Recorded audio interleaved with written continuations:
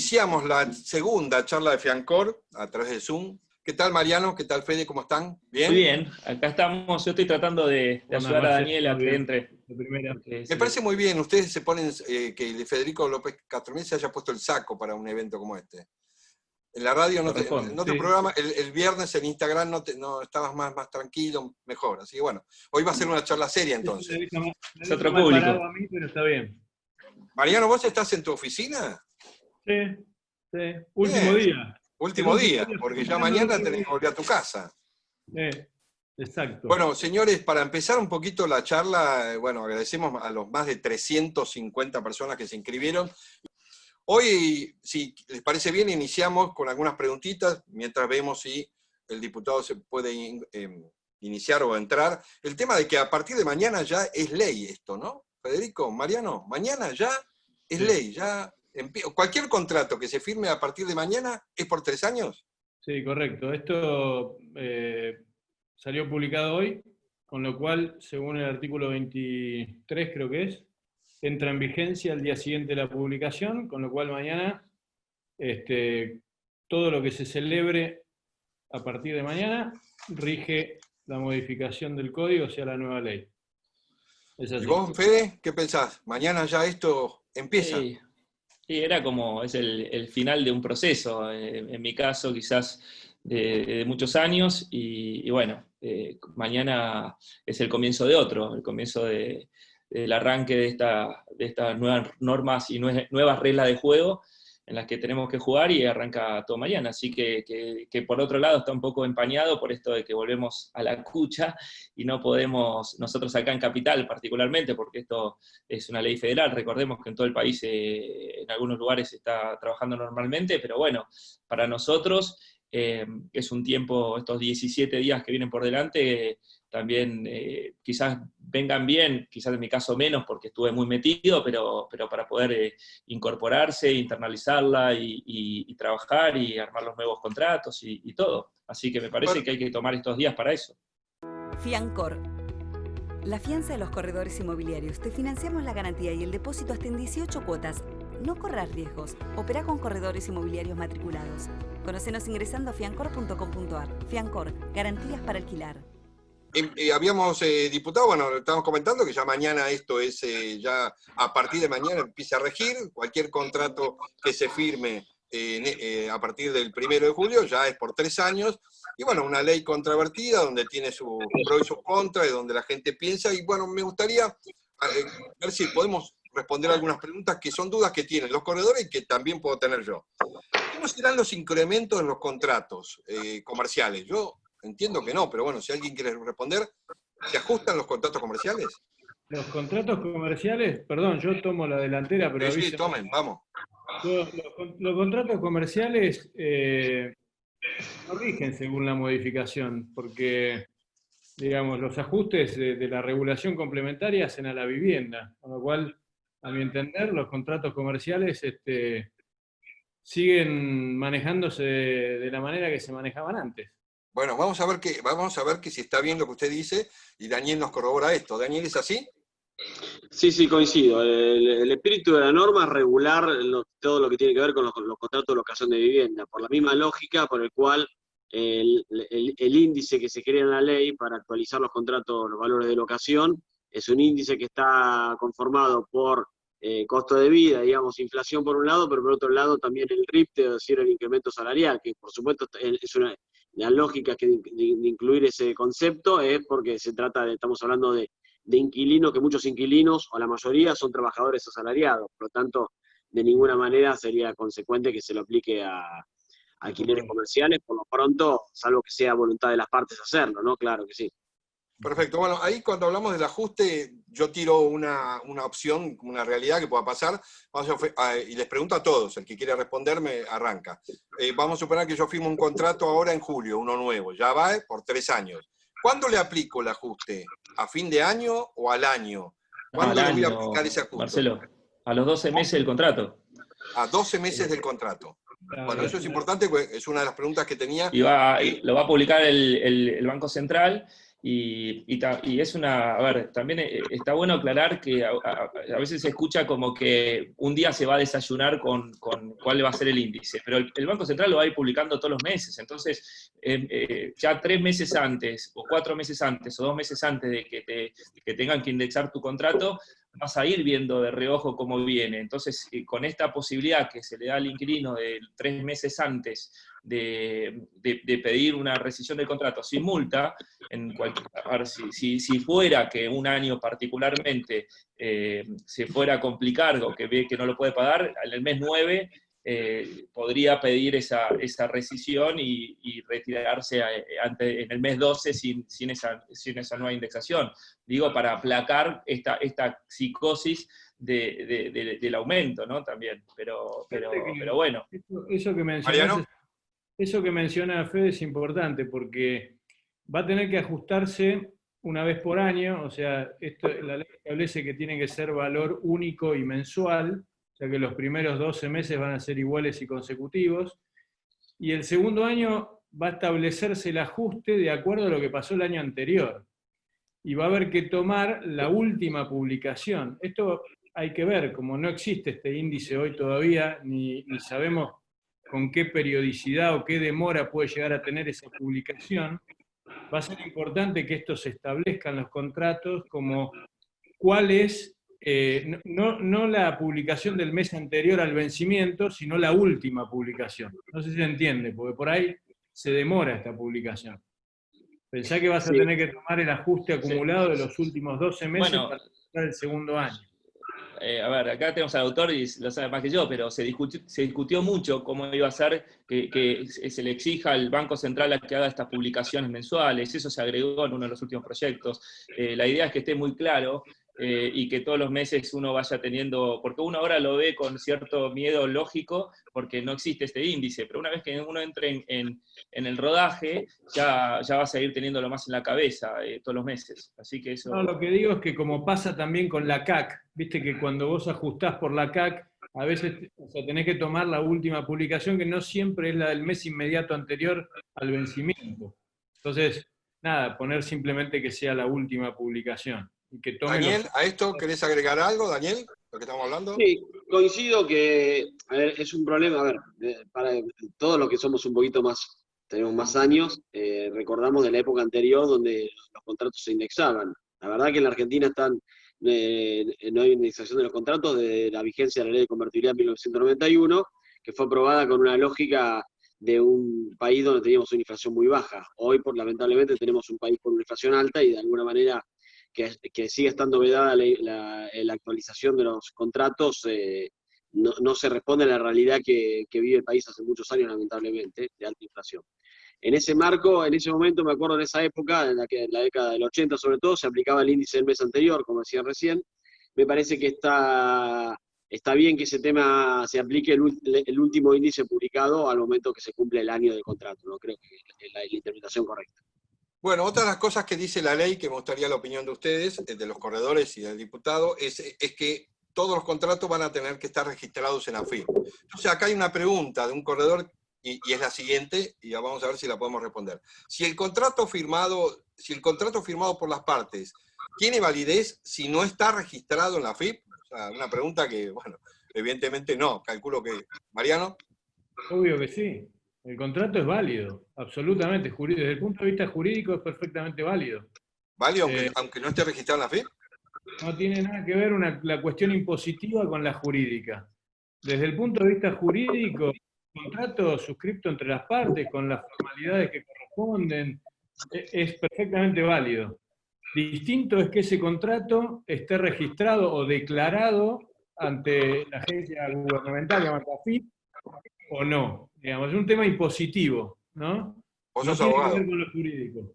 ¿Vos sos abogado, Mariano? Sí. Bueno, vamos a hablar con otro abogado, que es Federico López Castromil. Sí, no hay mucho que agregar de lo que dijo Mariano. Es clarísimo. Tal cual. Bueno, y hay una cosa que... Agrego algo, porque me parece que es importante. Sí, coincido con lo que dice Mariano, lo que dijo Federico. El contrato es válido, porque por supuesto es un contrato que se negocia entre dos partes, más allá de lo que el contrato tiene que respetar lo que dice la ley, pero después la registración es un acto volitivo, pero obligatorio, de alguna manera tiene que hacer, cualquiera de las dos partes lo puede hacer. Lo que busca, por supuesto, la ley es que todos los contratos estén registrados. Si después no está registrado, por supuesto, como cualquier incumplimiento de un tema impositivo, tendrá las consecuencias o no que corresponden de acuerdo a lo que intervenga la FIP o no. Lo que hace la ley, de alguna manera, es establecer que en caso que se judicialice un contrato por X motivo, el juez primero le va a informar a la FIP sobre la existencia de ese contrato para que la FIP tome conocimiento, porque si no, por supuesto, en muchos casos puede ser que la FIP no conozca si ese contrato existe si no está registrado, ¿no? Pero nada más que eso. Agrego lo que dice, una cosa, Marce, claramente nosotros respondimos si es válido o no, pero por supuesto que jamás avalaríamos ni avalaremos un contrato que no... A ver, nosotros tenemos que coincidir en que hay que formalizar los contratos y que está muy bien que así sea, más allá de que tenemos que impulsar y proponer y tratar de que se piense un poco en la desgravación impositiva para que no tengamos la mayor cantidad de impuestos del mundo. Eso desde ya, pero eso una cosa va por una vía y otra cosa es la formalización de los contratos, que nos parece perfecto. Y una cosa a remarcar que lo que te dijo Mariano y Daniel, que en caso de llegar a una ejecución, el tema de que esté que se haya hecho y que no se haya hecho, en la definición del juicio, tiene una especie de peso, ¿no? No, pero por eso, no tiene peso. Hay una confusión porque muchos creen que no podés hacer juicio de desalojo si no tenés registrado el contrato en AFIP y no tiene nada que ver. Digamos, la parte jurídica, el desalojo, la ejecución, vos podés... ¿No suma ni resta, Mariano, hacerlo o no hacerlo en el momento del juicio? No te entendí, perdóname. Si suma no suma ni resta, o sea, no le da más valor si está en la FIP que no estar en funcionamiento de una definición jurídica. No, como dice Daniel, lo único que hace el juzgado es correrle traslado a FIP y le informa que existe ese contrato, que existe esta situación, pero no impide el desalojo, no lo obstaculiza, nada. No tiene nada que ver lo jurídico y lo legal con lo impositivo, que como dice Fede, hay que fomentar que los contratos estén registrados, es lo que corresponde y lo que tiene que hacer, pero no tiene que ver el problema impositivo y la obligación impositiva con un eventual desalojo, o las consecuencias o las contingencias de ese contrato. No tiene nada Perfecto, que ver. bueno, otra pregunta que tengo Me también. permití que quiero complementar un poco, porque es así como dice Mariano, pero me parece que quiero contar un poquito también de alguna manera la cocina de la ley, porque obviamente en el proyecto intervinieron, por supuesto, todos los sectores, como ustedes bien saben, tardó mucho tiempo en lograr los consensos, pero también intervinieron varias áreas gubernamentales, la Secretaría de Vivienda, también intervino la FIP. La FIP pretendía una norma un poco más dura, el entendimiento de que era la única manera de lograr que los contratos se registren, porque hay una muy baja registración en el contrato. Pero nosotros claramente nos paramos en el lugar de plantear de que el acceso a la justicia no se lo puede obstaculizar, que lo que sí la FIP podrá tener la información por parte del juez de la existencia de ese contrato y pues ella actuará de acuerdo a sus competencias, pero de ninguna manera se podía limitar el derecho al acceso a la justicia que tiene cualquiera de las partes en un contrato de locación y cualquier ciudadano en general, ¿no? Así que por eso quedó claramente establecido que lo que hace el juez es informar, pero la no registración no implica obstaculizar la judicialización de cualquier contrato por cualquier tema, no solamente un desalojo, podría ser otro tema, ¿no? Por supuesto. Bueno, sigo con algunas preguntas que vienen de los corredores, después tengo preguntas personales, o sea, personalizadas para cada uno, pero las dejamos para el final, porque son las más complicadas de responder, calculo, así que las dejamos para el último. Tengo un caso de tomemos en cuenta que el corredor ante esto está preguntando cosas que desconoce y que le parece que hoy se podría llevar la respuesta. Un caso de, si un locador es argentino, pero reside en el exterior, ¿puede el corredor registrar el contrato en la FIP o necesita un poder por un escribano para poder hacerlo? ¿Alguien puede responder esta pregunta? Y tenemos muchos casos de gente que nos deja las propiedades que vive en otros países y que alquilamos nosotros. ¿Cómo es eso? Lo puede registrar cualquiera de las dos partes, lo puede registrar el inquilino o el locatario, no necesita registrarlo el propietario, así que no hace falta que el propietario tenga que dejar un poder o algo porque el locatario mismo lo puede registrar. Buenísimo. Además, supongo que la FIP lo tiene que reglamentar, digamos, lo tiene que instrumentar, pero supongo que se podrá hacer vía web, como se hace todo. Que vos puedas registrar digitalmente entrando a la página. Pero además, hoy ya pasa, porque los locatarios que quieren desgravar para deducirlo, lo pueden hacer también, así que eso no cambia. Bueno, tengo Sí, un corredor que... Ricardo, Sí, para Daniel. terminar, para complementar algo, quiero aclarar que en realidad la obligación de registrar no surge de esta ley, surge de antes, ya existe esa obligación por Claro. algo. En la Claro. última reforma que hicimos de la ley de impuesto a la ganancia, se incluyó la posibilidad de que el inquilino pudiera descargar, el inquilino que sufre descuento de ganancias de su salario, pueda descargar en ganancias lo que paga por alquiler. Para eso tiene que estar el contrato registrado. Esa obligación existe de antes. Lo que hace la ley, de alguna manera, es incentivar un poco más y poner más clara esa obligación, pero no estamos cambiando la obligación de registrar los contratos de locación de vivienda que ya existía de antes. Ojalá que cause ese efecto y que se empiece a enderezar la cosa y hacerse un poquito más correcta. Yo creo que la mejor manera de sincerar los contratos de locación es desgravar la renta. Yo creo que ahí están haciendo mal la cuenta los de AFIP.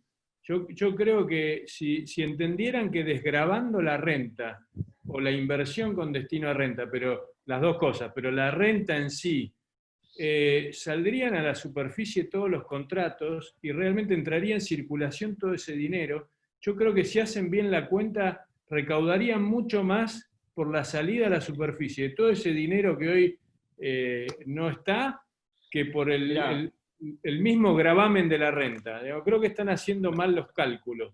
Porque Mirá, Mariano, es la mejor manera de incentivar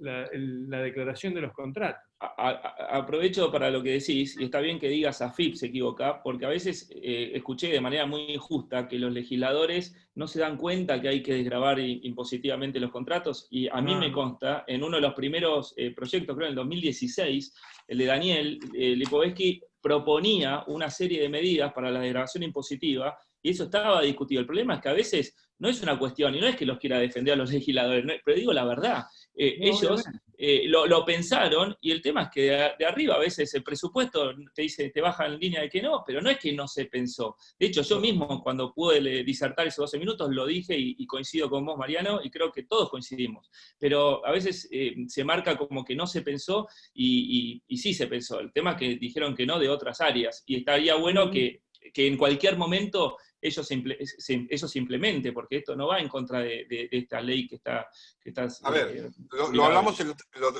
otro día en el programa de jornadas con el diputado y con vos, que esto es una ley que, bueno, tiene para algunos aristas buenas, malas, pero que en la medida que vaya pasando el tiempo se irá viendo cómo responden los mercados o las partes, y se irá ajustando y se irá modificando para que llegue a estar todo el mundo contento. Pero lo importante es que quizás que hubiera una ley, era importante porque estábamos, bueno, no sé cuántos años, pero lo había dicho Daniel que hace mucho que no había una ley, y nosotros teníamos que estar intermediando en el medio y poniendo valores, y bueno, yo creo que la ley vino para quedarse, ya está, no hay que llorar sobre la leche derramada, y ahora hay que avanzar y tratar de ver lo positivo de la ley, y lo negativo se irá corrigiendo a la medida que el mercado vaya respondiendo.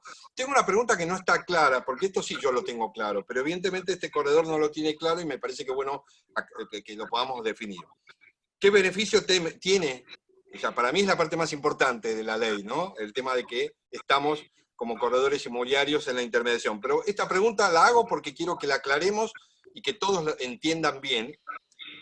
Y la pregunta es, ¿qué beneficio tiene que figuremos en la ley si, en definitiva, cualquiera podrá hacer un contrato sin un corredor? Eso no es así, ¿no? No, a ver, bueno, querés contarlo vos, Daniel.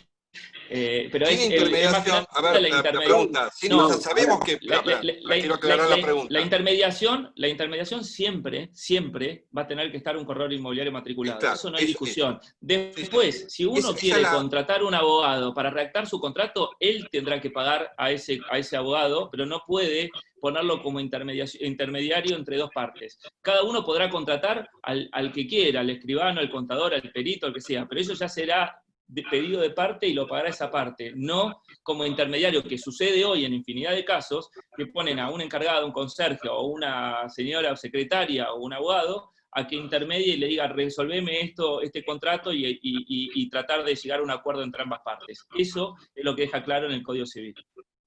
Daniel, ¿quieres agregar algo ahí? Sí, no, quiero agregar que más allá de todo, yo creo que yo lo dije en tu programa en su momento, que me parece que es un buen reconocimiento de las incumbencias profesionales de los corredores inmobiliarios y los martilleros, ¿no? No hay muchas profesiones que hoy tengan plasmada claramente su obligación de participar en el Código Civil y Comercial, Recuerdo, la verdad que de haber 2 o 3 casos nada más, y uno es de los corredores inmobiliarios, que son los únicos que pueden intermediar, como bien dijo Fede, y fue un tema que la verdad que trabajamos mucho y que sobre todo Federico fue uno de los que lo impulsó fuertemente, ¿no? en el debate. Ustedes saben bien, lo dijiste vos, fue una ley muy debatida, tardamos 4 años en aprobarla, tuvo 3 dictámenes, los primeros 2 no logramos llevarlo al recinto, el tercero lo logramos, y se logró también de alguna manera tratando de poner en la ley cuáles eran los temas más importantes que le interesaban a cada sector. Y claramente uno de los temas que le preocupaba al sector de los martilleros y los corredores inmobiliarios era reconocer su incumbencia, su trabajo. Y me parece que eso ha quedado absolutamente claro, no hay dudas. Tengo quejas de otras profesiones que hoy ocupaban ese lugar y que no lo van a poder hacer más. Pero bueno, así como los abogados nos ocupamos de algunos temas, está bien que los martilleros se ocupen de otros. Son lo que se llaman claramente incumbencias profesionales. Me parece que para algo uno se prepara y está claro que se le reconozca, ¿no? Fiancor. La fianza de los corredores inmobiliarios. Te financiamos la garantía y el depósito hasta en 18 cuotas. No corras riesgos. Opera con corredores inmobiliarios matriculados. Conocenos ingresando a fiancor.com.ar. Fiancor, garantías para alquilar.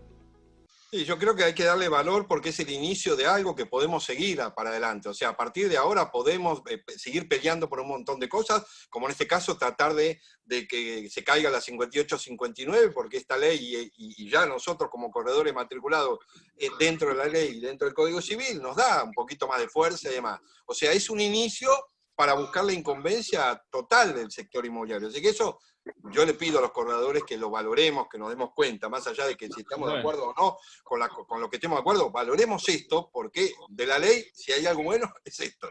Después lo demás lo veremos. Y Mariano, ¿querés decir algo con respecto a esto? No, que me pareció entender que la pregunta hablaba de la obligatoriedad de la incumbencia, que es otra cosa, ¿no? Pensé que lo que dijeron está impecable, es así, pero yo pensé que la pregunta enfocaba no hay obligatoriedad de que intervenga un corredor, ¿no? Bueno, sí hay obligatoriedad si interviene un tercero. Interviene, digamos, no es que forzadamente... Si interviene es obligatorio. Correcto. Si interviene tiene que ser un corredor matriculado, no puede ser ni un agente, ni un ilegal, ni un portero, ni nadie, ¿ok? Eso está bien. Y lo otro es que, bueno, de alguna manera espero que esto ayude a que nosotros, que somos la única jurisdicción que, de acuerdo a la ley, otra cosa que la ley determina, que eso quizás no le quedó claro al corredor.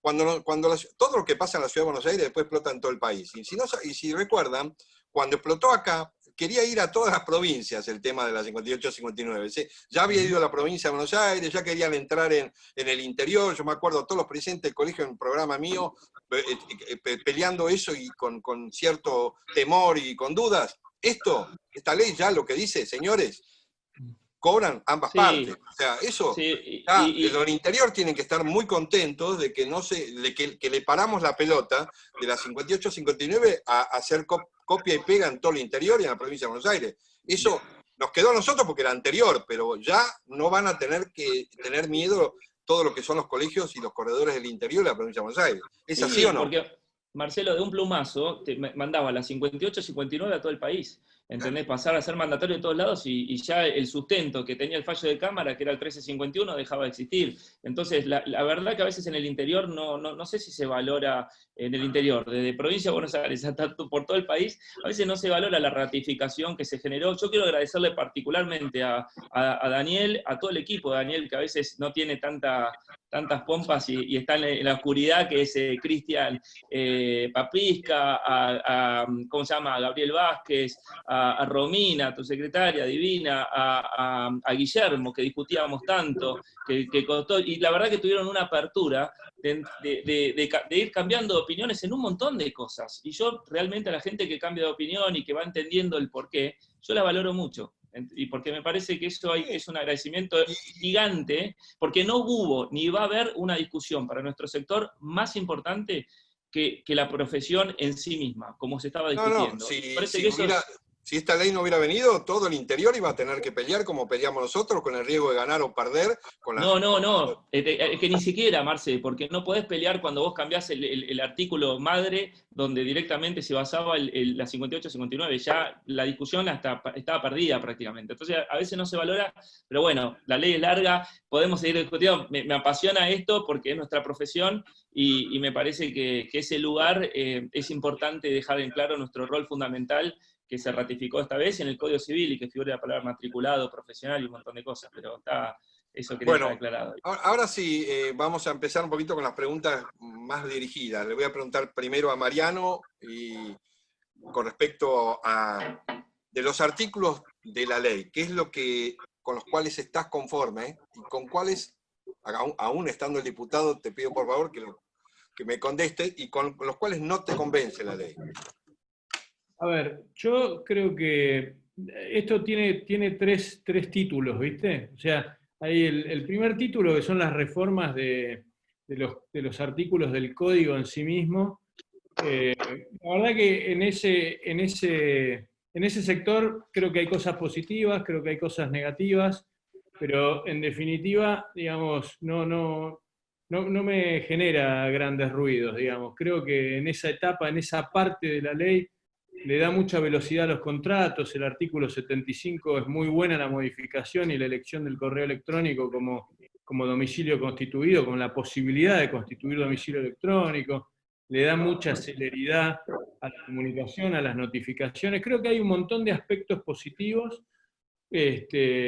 Otros que creo que abren algún frente de discusión por su forma de redacción, como el tema de las reparaciones, el tema de la conservación del bien. Pero bueno, eso es un poquito más largo. A mí lo que menos me gusta de la ley es la regulación complementaria. O sea, las regulaciones complementarias ya no me gusta ni el título.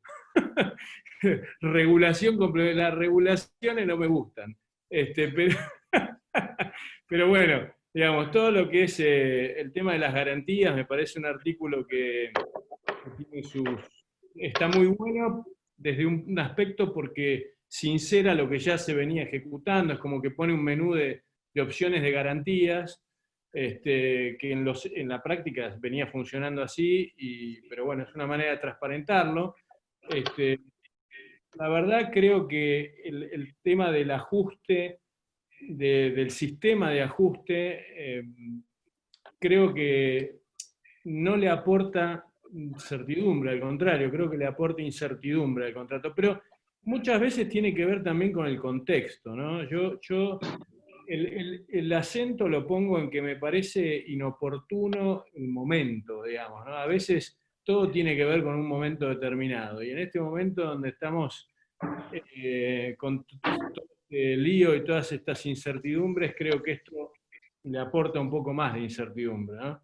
Okay. Yo creo que sujetar un contrato a las condiciones económicas del país y no a la voluntad de las partes o lo que ellos acuerden, me parece que es un error. Pero bueno, es el punto que a mí más me hace ruido. Con el resto, bueno, insisto, creo que tiene cosas muy positivas. Creo que se ayornó un poco lo que venía y tiene cosas interesantes.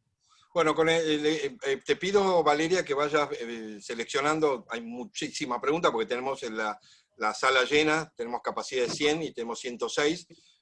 Nosotros siempre pensamos, bueno, siempre dijimos que se anotan 300 para poder mandarles el programa, pero los que entran siempre son los primeros. Acá ganan los que entran primero.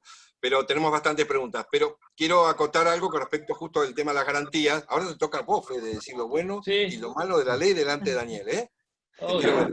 Bueno, pero antes de llegar a eso, quiero decir, con el tema de la garantía, sí, esta ley lo que hizo es poner bien las cosas, porque esto ya se estaba haciendo. Ahora las fianzas, las cauciones y todo ya está un poquito más legalizado. Yo soy CEO de una compañía y quiero aclarar esto, quiero aclarar una cosa. Discúlpeme, pero lo tengo que aclarar. El señor Federico López Castromil no tiene nada que ver con Fiancor. Es mi amigo. Yo lo invito a todos los programas, lo invito porque me cae bien y bueno, siempre ha estado.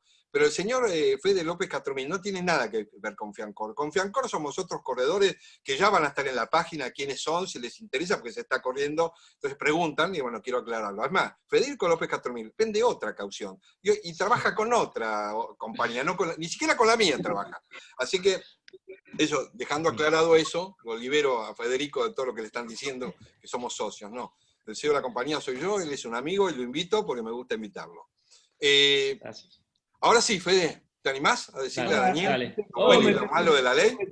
¿Puedo meter un bocadillo más? Un bocadillo No, más no. que de paso le doy el pie a Fede, porque ahí en la cláusula de garantías, que está, insisto, está muy bien porque es el menú de garantías que de hecho hoy se utiliza y está bueno que todo el mundo lo conozca. Lo que no me parece feliz es la redacción al pie de ese artículo que topea las garantías, ¿no? O sea, le pone un tope, como por ejemplo el título, cuando habla del título de propiedad, del aval bancario, de la fianza, no puede exigirle más de 5 veces el valor del alquiler. Y eso me resulta de muy difícil aplicación, porque 5 meses de alquiler como máximo en una de esas garantías, pensando en cualquiera de estas garantías, pensar en un título de propiedad, olvídate, no hay chance que un inmueble valga eso. Pero pensar en una garantía, me cuesta ver cómo en la práctica esto va a funcionar teniendo 5 meses de garantía como asegurable. No sé si entiende el... ¿Se entiende? Mariano, igual si tenés algún problema con la garantía, sabés a quién llamar, ¿no?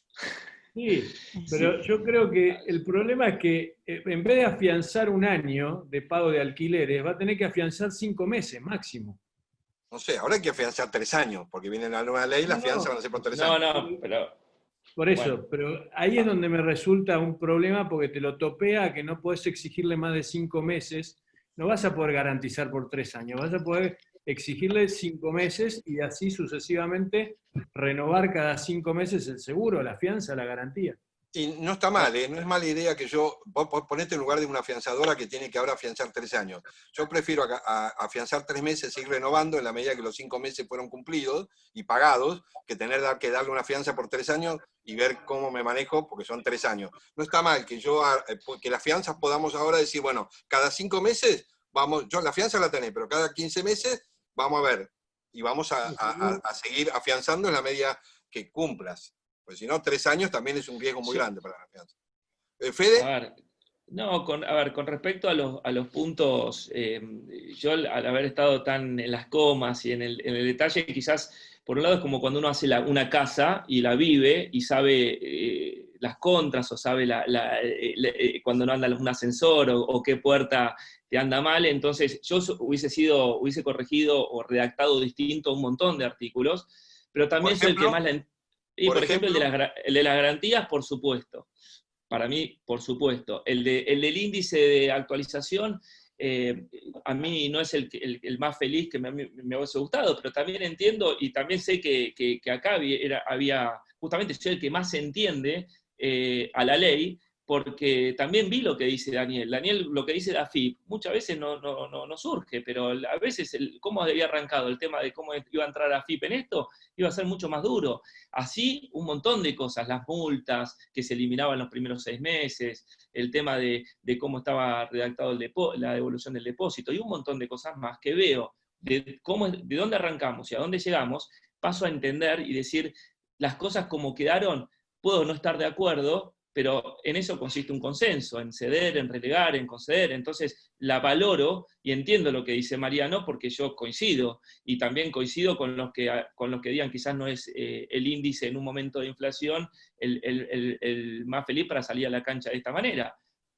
Pero lo entiendo y estoy de acuerdo con los que opinan así. Ahora también entiendo dónde estábamos. Fiancor.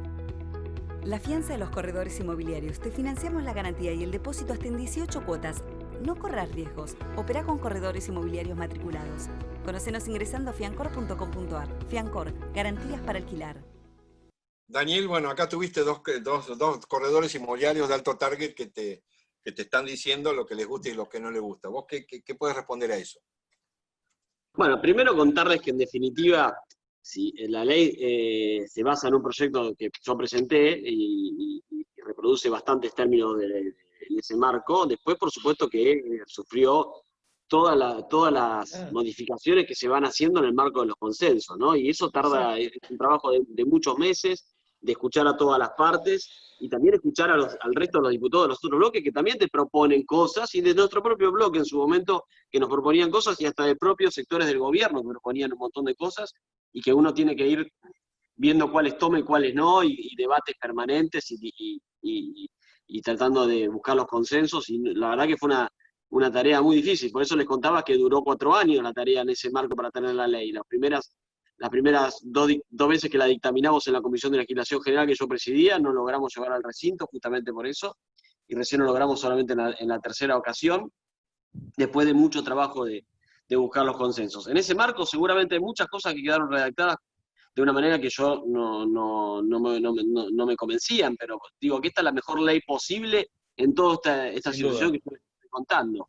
Y por eso logró, de alguna manera, esa búsqueda de consenso logró que la ley, más allá que diga, bueno, la ley tuya, en definitiva la redacción es la ley de los legisladores que la votaron. Todos los diputados que la votaron fue votada por unanimidad, más allá de algunas abstenciones, y todos los senadores que la votaron en el mismo marco.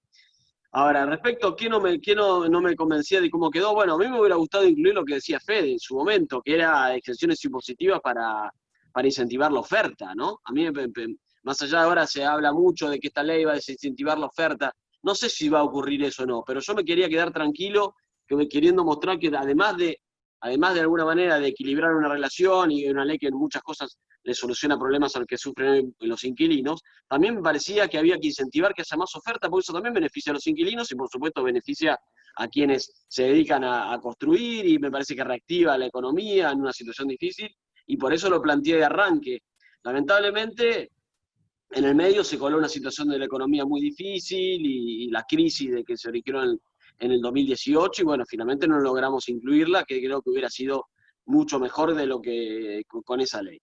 Respecto a las garantías, yo soy de la idea de que no tiene que haber más garantías, la verdad que para eso, y hubiera tratado de avanzar más aún con todo lo que tiene que ver con el proceso de desalojo, entendiendo que igual es un tema que es más de legislación provincial que nacional, y por eso en las competencias que nos permite la legislación nacional, lo que incluimos fue una norma que establece que los procesos de desalojo deben hacerse por la norma más expedita provincial que tenga cada provincia. Algo que también se escapa, pero que creo que zanja una discusión que en algunas provincias se da, donde le quieren aplicar al proceso de desalojo el trámite ordinario, que implica plazos mucho más extensos.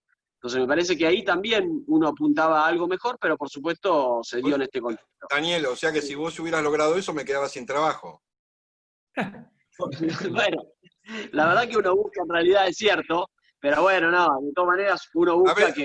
Daniel, te quiero preguntar algo. Vos tuviste presiones de todos lados, porque bueno, eso, la presión que te habrán ejercido los 4 años. Ahora, la pregunta es esta, porque acá están los inquilinos, los corredores y los propietarios. ¿Hubo presión por parte de algún sector de propietario, de alguna cámara, de alguna que te haya presionado como presionó los colegios, las cámaras o los inquilinos? No, a ver, sobre todo acá los sectores que más se movieron fueron dos. Los inquilinos por un lado, que ahí me faltaba agregar algo, el tema de la redacción del artículo de actualización, más allá del componente, que yo fui uno de los que propuse que se incluya el RIPTE o el tema de los salarios de los trabajadores, igual los representantes de los inquilinos fueron los que más, de alguna manera, estaban interesados sí o sí en una redacción similar a la que terminó plasmada en la ley. Y después, por supuesto, los representantes de las inmobiliarias, de los martilleros, de los corredores inmobiliarios, que lo hemos comentado en alguna otra reunión, que a mí me sorprendió mucho la atomización del sector en la representación, ¿no? Porque los inquilinos, había 2 o 3 agrupaciones, más allá de la federación de los inquilinos que venían de diferentes provincias, pero acá de los martilleros tuve reuniones, calculo, con 10 más o menos, que representaban. Había asociaciones, había federaciones, había colegios, estaban los colegios de la provincia, los colegios de la capital, CUSICBA, bueno, la verdad que montones. Y también esos ejercieron la presión desde el punto de vista de lo que ellos consideraban que había que incluir en la ley, que ¿Vos ahí no pensaste que faltaba, por lo menos, no digo la presión, pero la aparición de alguna representación por parte de los propietarios? ¿O cómo lo viste Mira, eso?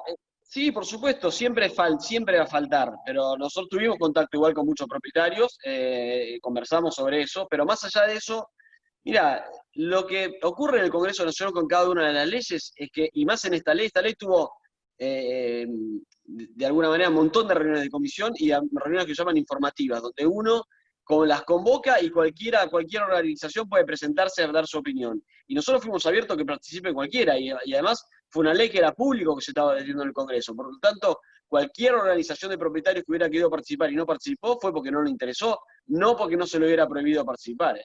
Vos sabés que hay una Cámara de Propietarios, que existe una Cámara de Propietarios, ¿no? Sí, Bueno, sí, la conozco. y te pregunta, entre presión y presión, porque me estás dejando que solamente inquilinos y corredores son los que presionaron a todos lados. ¿Con cuál te sentiste más presionado?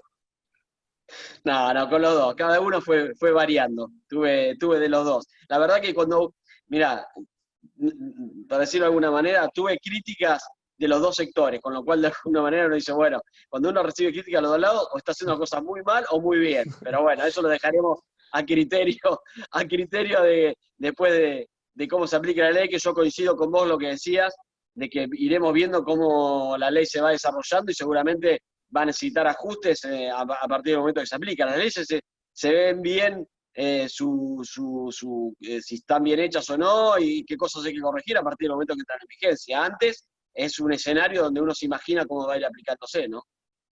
Bueno, ahora andás preparando, Valeria, un par de preguntitas y ya tenés en la próxima alguna pregunta para Opel, que no me quiero olvidar porque la tengo anotada y no quiero que se me pase, pero después le hacemos alguna preguntita de toda la gente, que tengo ahí como 20 preguntas, ¿ok?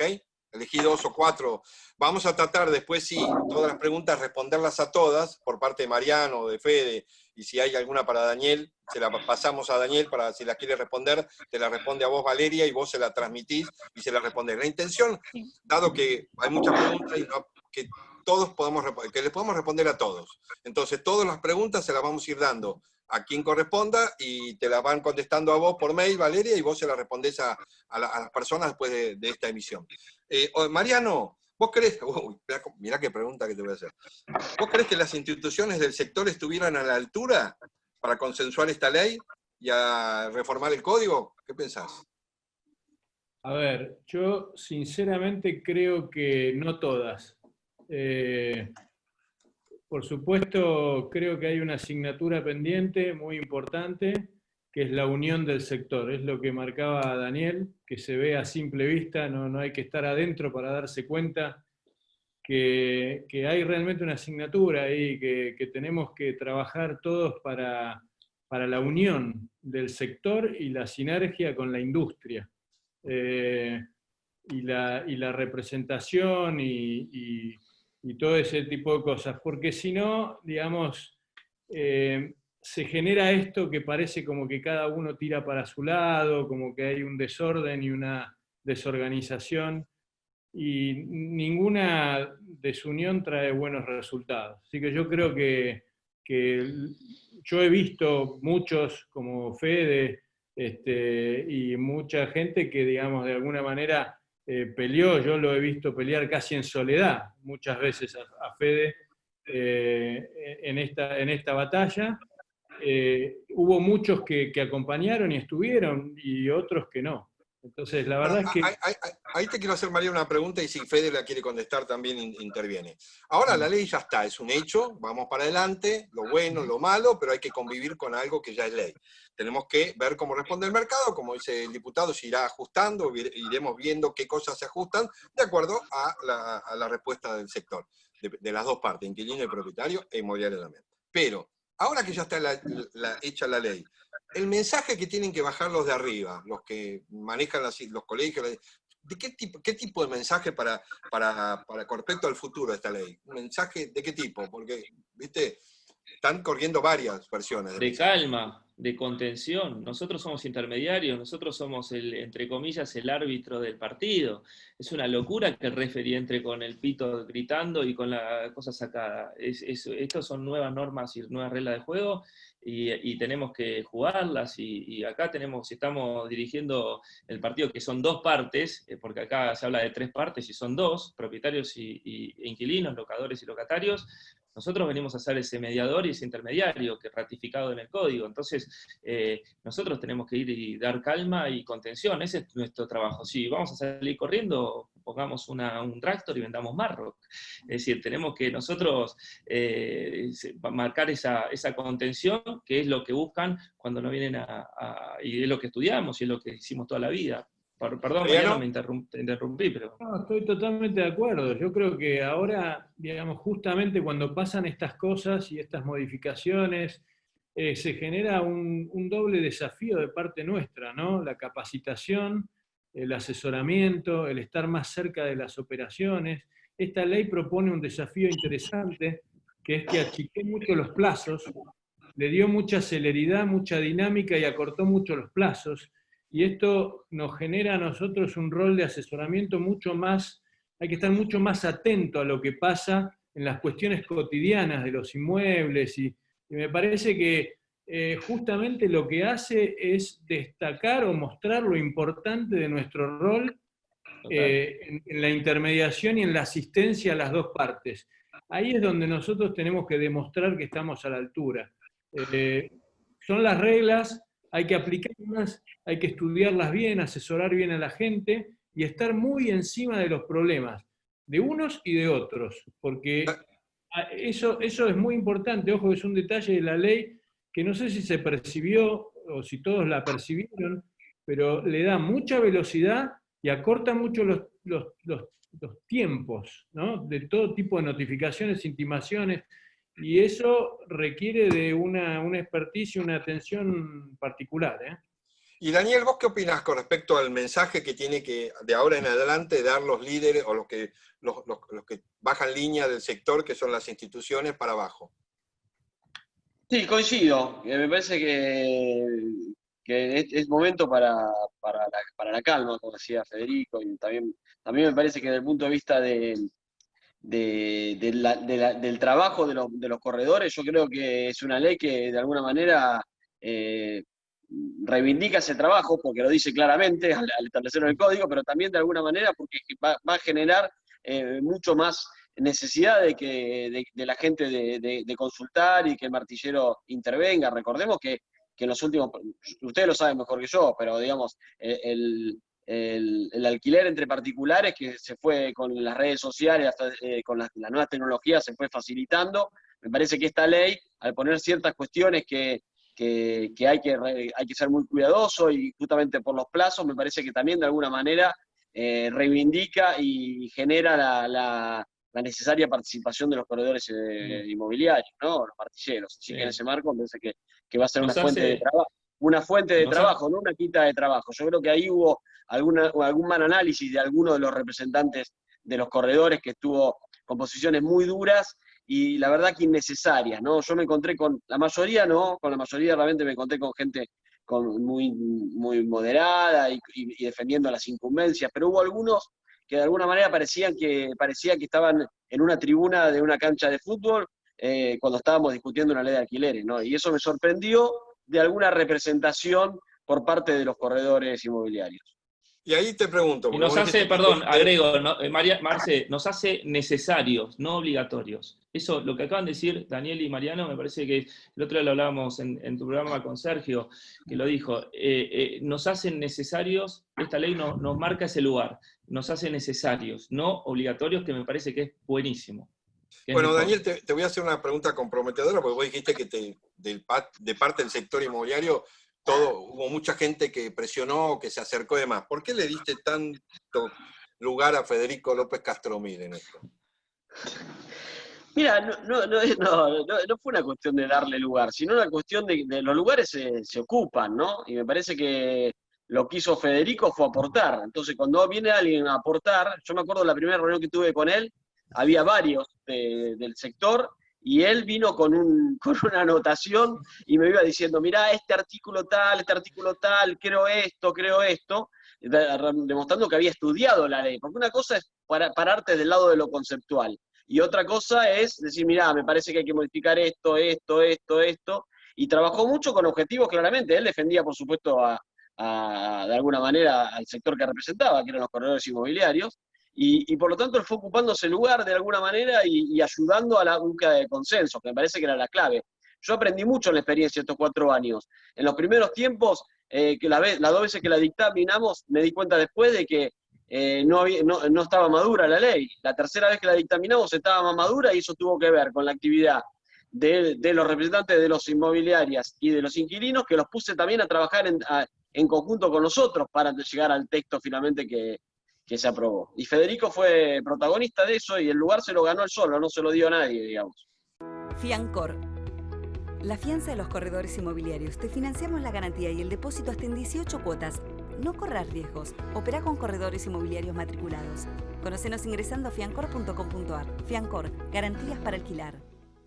Bueno, Valeria, vamos a preparar. Quiero avisarles a todos que todas las preguntas que están haciendo, que son muchas, van a ser respondidas todas en su totalidad, porque se las vamos a derivar a Mariano, a Fede o a Daniel, y las van a contestar por mail a Valeria, y Valeria se las va a enviar a ustedes. Igual ya arrancamos en el inicio del programa haciendo preguntas que habían hecho los corredores antes del ingreso. Creo que respondimos como 10 o 12 preguntas de los corredores y después empecé yo con las preguntas. Y bueno, no se puede en una hora, no sé cuánto llevamos, darle resultado a todo. Así que mientras, Valeria, vos tenés ya para arrancar con las primeras 4 preguntitas.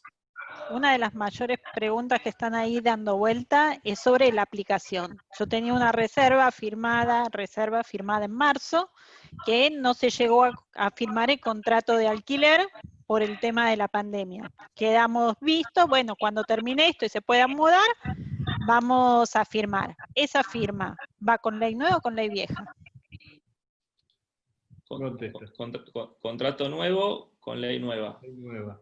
Pero si yo tengo una reserva con las pautas ya tomadas en marzo. O se arreglan las nuevas pautas o se devuelve la reserva, contrato nuevo, ley nueva. ¿Esa pregunta es tuya o de Valeria?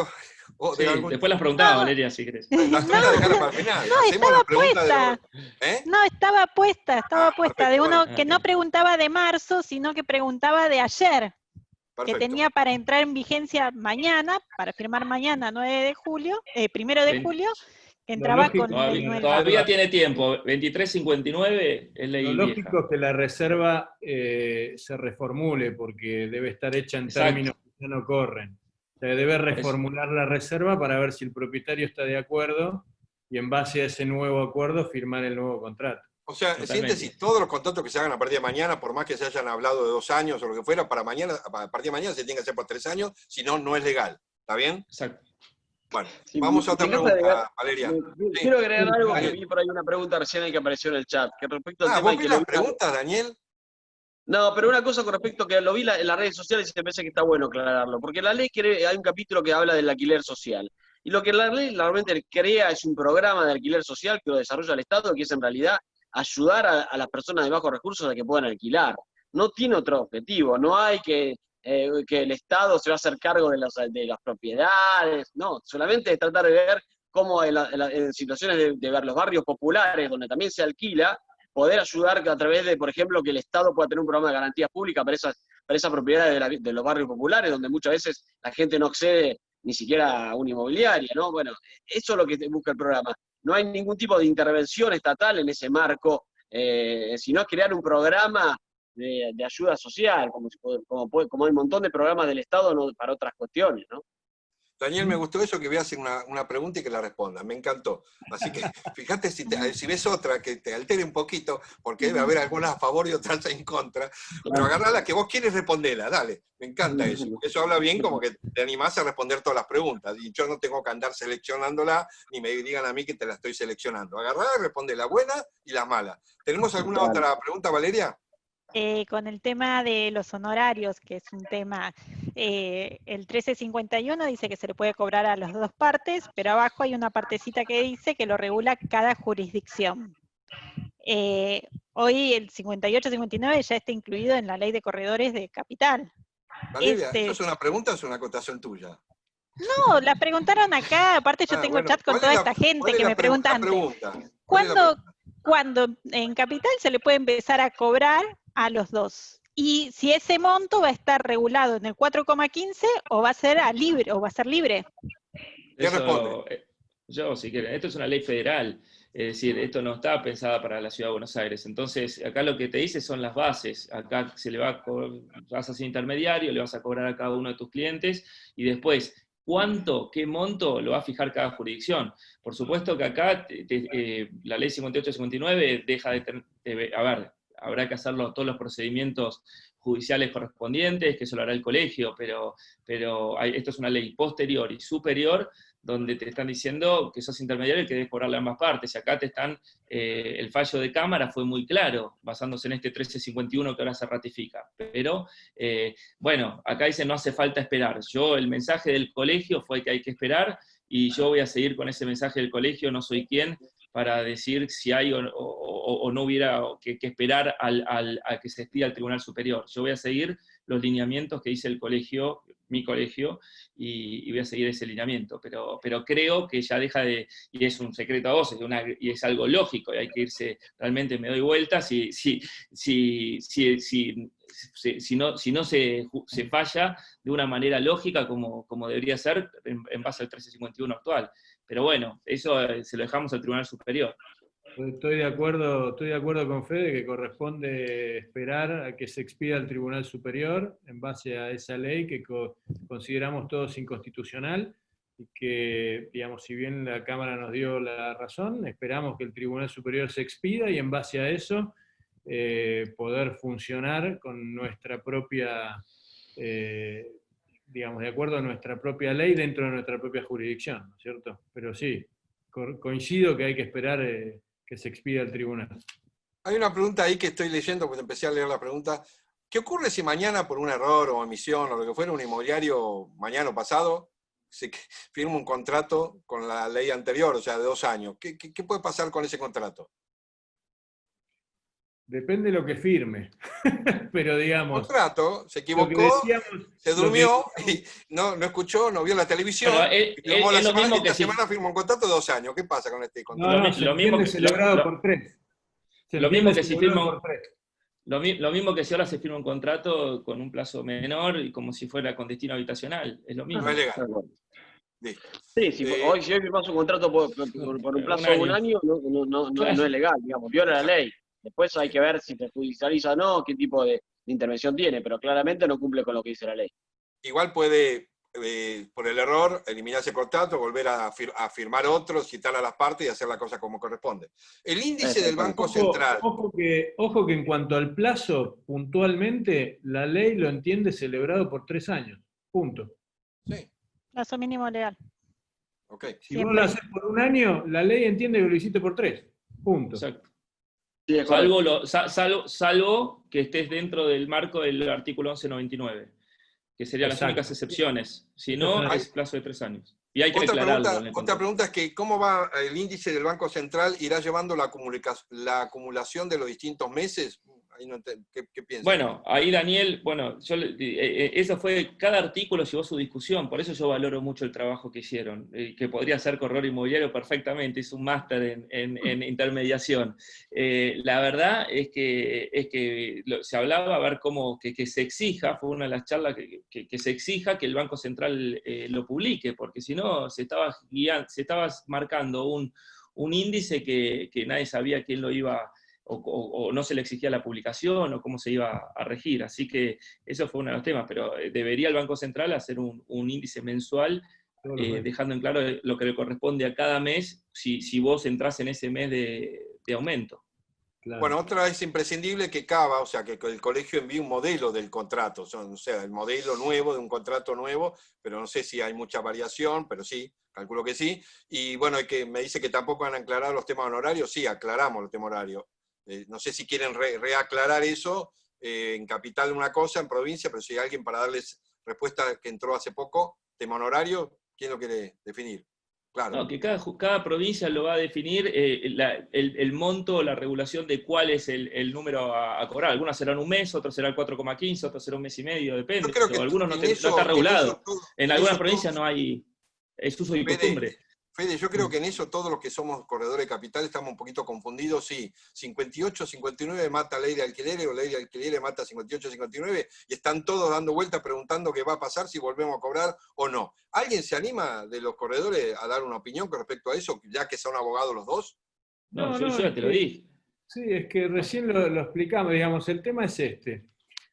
Este es el Código Civil, ¿no? Esto es una ley nacional, digamos, y que dice que delega en cada jurisdicción la reglamentación, ponele por decirlo de alguna manera, de lo que específicamente en cada jurisdicción se puede cobrar por la intermediación.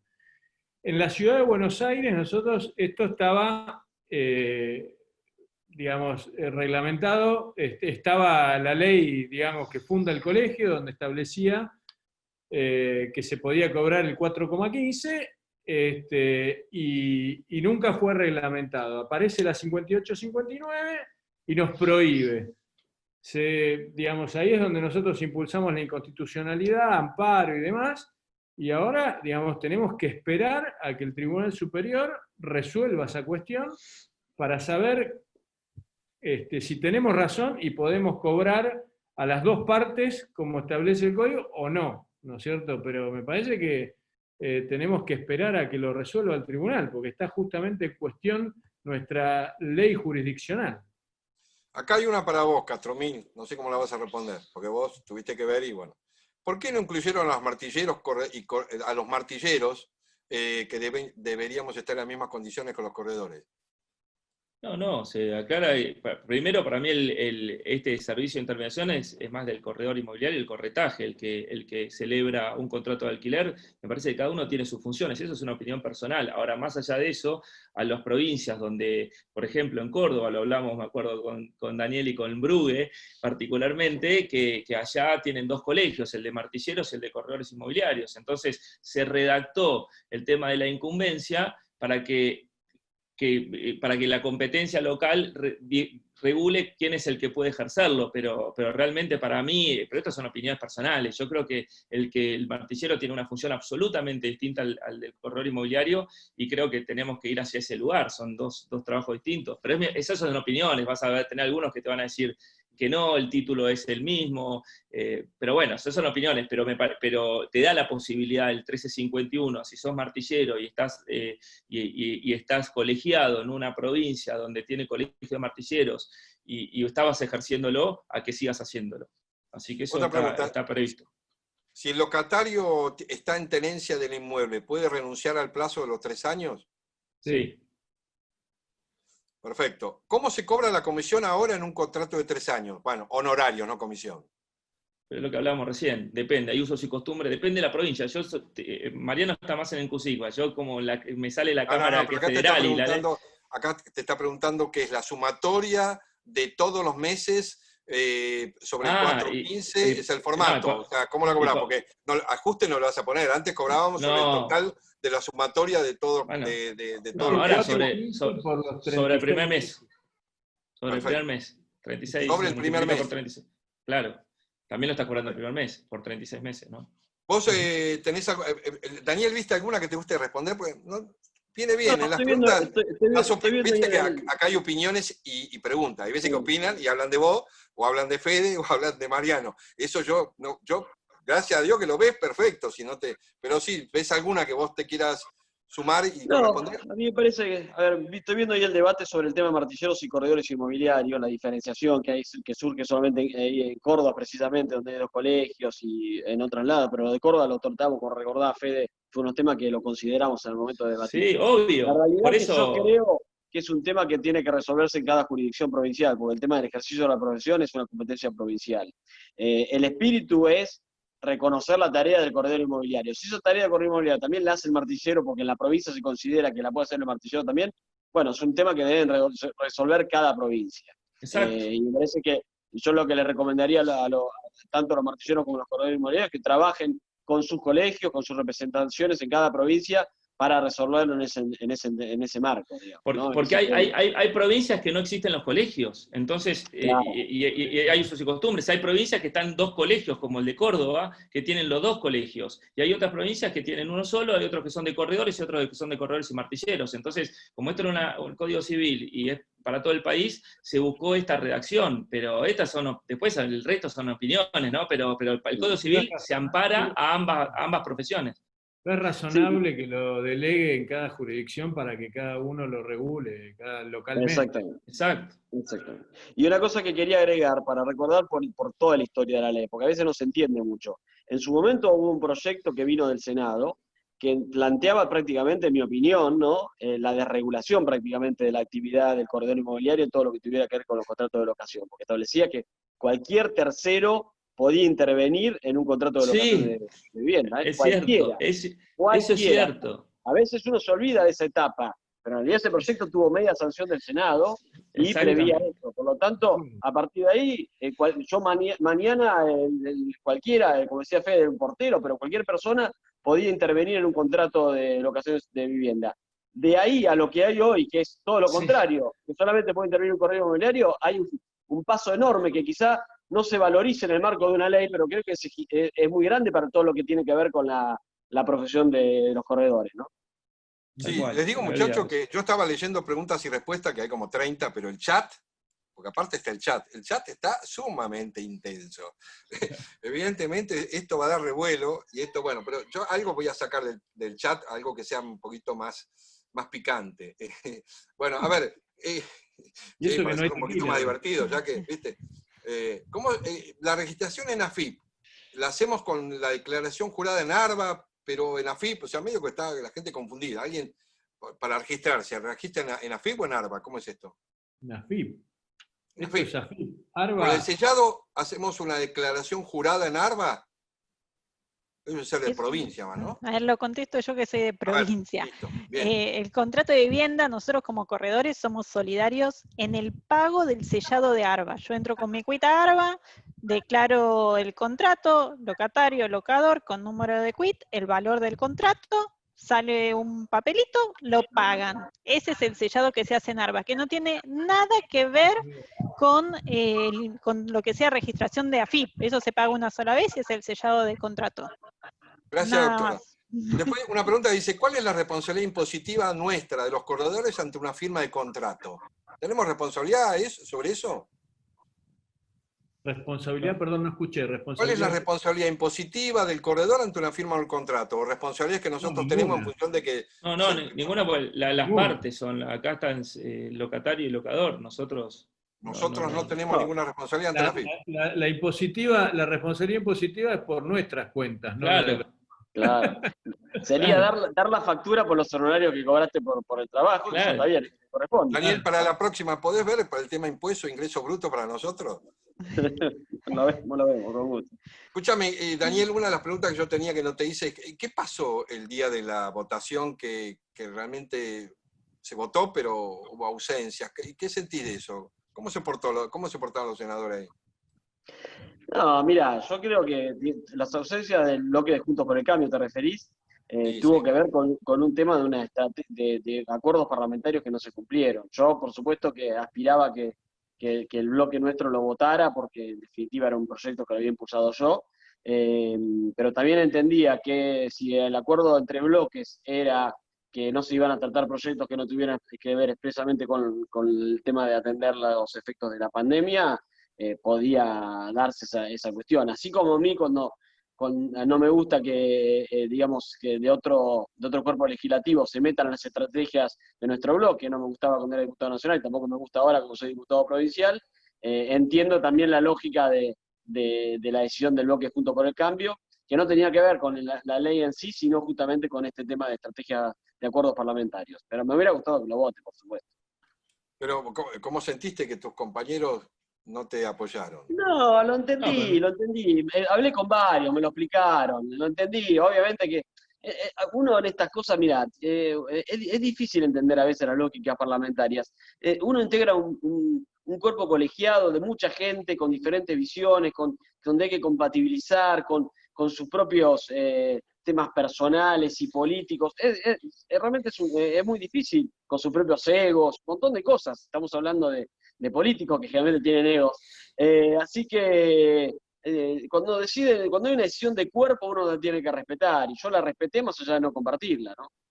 Claro, sí, una lástima que Una pregunta, siendo una Daniel. ley que teóricamente los políticos ahí empiecen con las cosas Igual yo, personales, Marcelo, los resentimientos y demás, y no apoyen algo, si vayan, Marcelo, y firmen, señores, para eso les pagamos, para que vayan y se sienten todos y firmen, esa es la realidad. O sea, pero yo por eso fue nunca claro voy a ser que político y siempre voy a ser corredor inmobiliario y comunicador social. ¿A alguno de ustedes les gustaría ser político, ustedes dos, Mariano y Fede?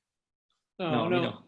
No, a mí me gustaría ser Porque yo siento, mira, 3 años de televisión y radio, y habiendo estado con todos los presidentes de colegios de todo el país, yo sentí como que nosotros, que somos 30.000, éramos políticos peleándonos unos entre otros. Nunca logré ver una unificación de criterio para que vayan todos juntos a hablar con Daniel. No, van todos por separado. O sea, pareciera que queremos ser como los políticos, o sea, así, egocéntricos. Igual te aclaro, Marcelo. Marcelo, Perdón, Daniel, ¿no? Pero la verdad que... no, pero bueno, yo particularmente un par de cosas. Con respecto a la parte del Senado, ya Juntos por el Cambio había aprobado, de hecho venía de manera con 0 votos negativos esto del dictamen, y después en diputados, y esto, si se hubiese tratado 15 días después, el voto hubiese sido igual, 0 negativos. El problema fue por una reglamentación, lo decía Daniel, porque a ver, con esto yo también, sin ser político, en 4 años ya hablaba con todos, y la verdad que no era un tema en contra de la ley, era una cuestión de tocar en una sesión virtual un tema que no estaba relacionado con el COVID, y faltaban creo que 15 días y era un tema de discusión ahí que me dio lástima, porque me parece que la sociedad y el país hubiese tenido un mensaje distinto. Pero cuando vos entraste en esto, en la pelea por esto, ¿no sentiste que estabas haciendo un poquito de política, de lobby? ¿Qué es lo que sentías? Estabas haciendo algo por los corredores, porque yo lo que noto es esto, Fede, antes de que empezaras y te metieras a pulmón con todo esto, te querían todos. Ahora tenés algunos a favor y otros en contra. O sea que el hecho de el esfuerzo que hayas hecho te ha dividido, bueno, lo veo yo porque estoy en contacto con todo.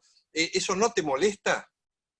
No, bueno, por supuesto, cuando uno no es político ni aspiro a ser diputado o senador, que entre todo este bagaje de 4 años hasta me ofrecían, la verdad es que no es que no me guste, porque me gusta todo este tema de las relaciones y demás, pero a mí el punto más que nada es lo que dijo Daniel. La verdad que yo me preparé mucho. Esto yo sentía que era jugar en la selección. Cuando vos estás tocando el Código Civil... Fede, exponerte así te generó gente que se te ponga en contra, eso no bueno, te molesta, pero más allá, acá estaba en juego la profesión. Entonces, cuando vos tenés en juego la profesión, donde yo me crié en esto, piensen que yo nací y mi viejo tenía 5 líneas de teléfono, y salía más claro el teléfono del departamento, yo los escuchaba laburar en esto, después lo aprendí en la abogacía, en la facultad, y después en la calle, y yo sentía como que me estaban modificando el 1351, que era nuestro gen.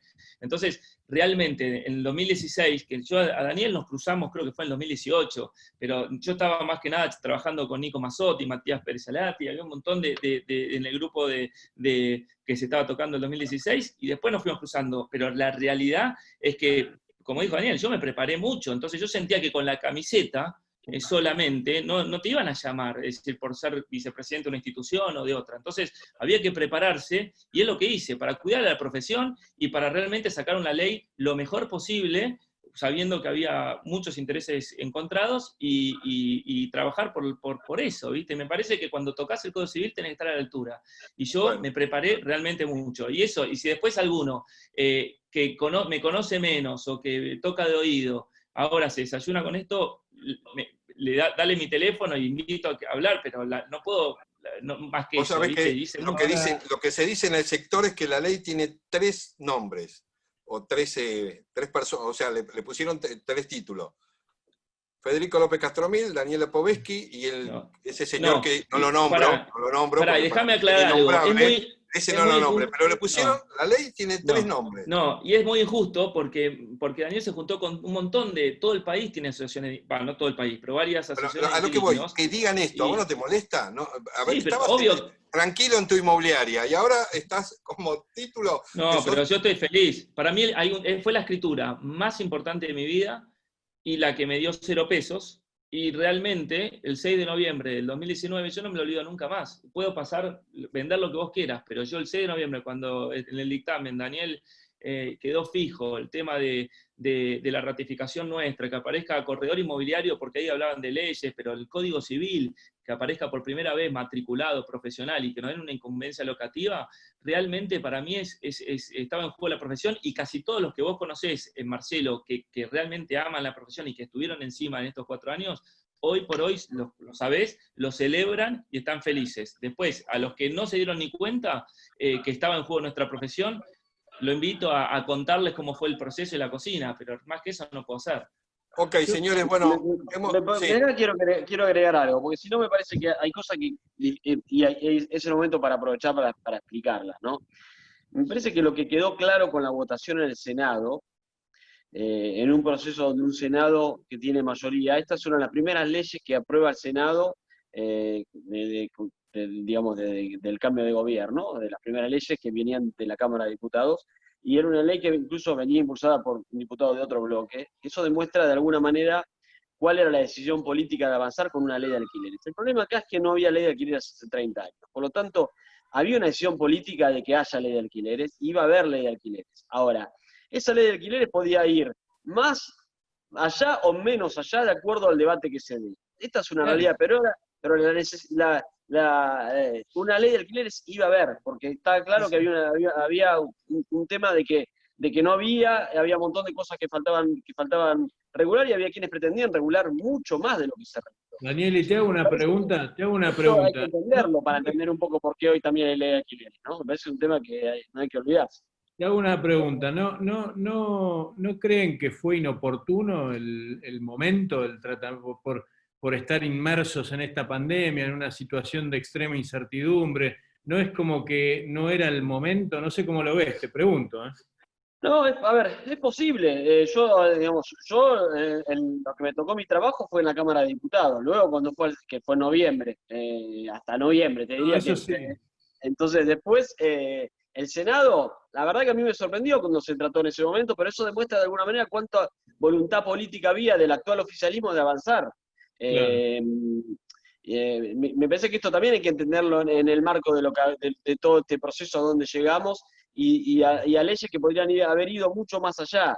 La verdad que, insisto, la primera cosa que hay que recordar que en el 2016 el proyecto de gobierno con media asociación del Senado era de una senadora del actual oficialismo que establecía prácticamente la desregulación de la actividad vinculada con los contratos de locación de vivienda, y hoy eso no está, y tiene que ver con el trabajo de lobby, si quieren, o de defensa de las incumbencias que hicieron muchos de los sectores. Pero hay algo que igual yo voy a volver a insistir. Yo presidí la Comisión de Legislación General de la Cámara de Diputados 4 años. Pero esa comisión pasaron un montón de temas, incluidos temas tan fuertes como el debate sobre la legalización de la interrupción voluntaria del embarazo y del aborto, que ustedes recordarán en el 2018. Por lo tanto, recibía a un montón de organizaciones por diferentes temas que fuimos tratando en estos 4 años. Creo que el sector que más me sorprendió la atomización que tenía la representación es el sector de los corredores inmobiliarios, de los martilleros. Realmente quedé sorprendido, por eso lo destaco, por la cantidad de organizaciones que me pidieron reuniones y a quienes recibía casi todos. Me habrá quedado alguno pendiente quizá porque, insisto, eran tantos que alguno me puede haber quedado. Pero realmente quedé sorprendido de esa atomización.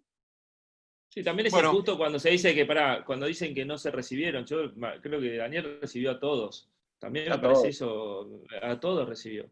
Por eso, bueno, señores, hemos llegado al final, hemos tenido sala llena, hemos tenido gente que quedó afuera, vamos a grabar todo esto ya está grabado, y se lo vamos a enviar, y todas las preguntas que hayan quedado, vamos a tratar de enviárselas para que ustedes les respondan.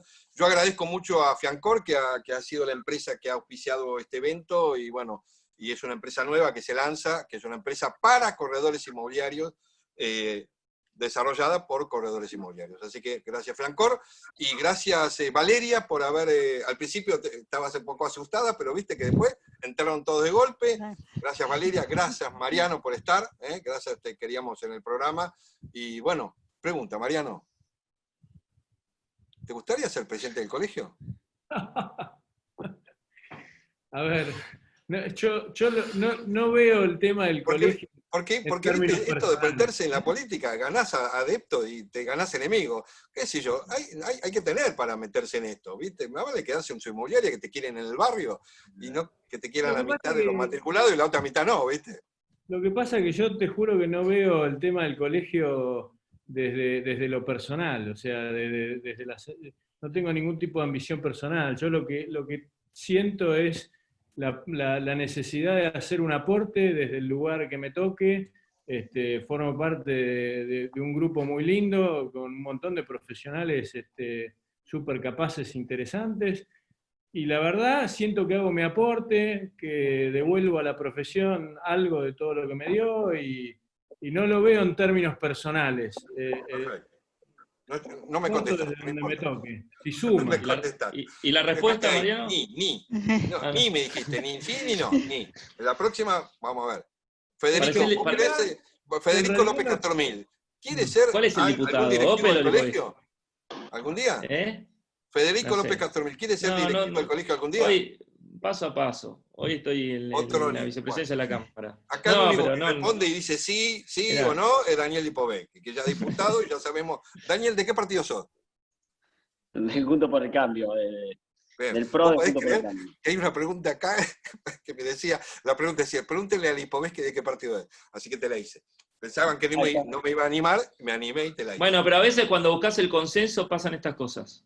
¿Entendés? Cuando vos buscas tratar de entender y decir qué bueno lo que dice más allá de que no compartas un montón de cosas, suceden estas cosas. Y la verdad que en eso Daniel siempre, yo destaco mucho, porque desde adentro a veces uno de la tribuna grita y es fácil gritar, pero estar adentro es muy complicado. Y la verdad que sacar una ley así adelante, nada, te felicito, Daniel, por tu trabajo que hiciste. Y a todo el Bueno, equipo. gracias a todos. Gracias, Mariano Opel, gracias Federico López Castormil, gracias Daniel Lipovetsky.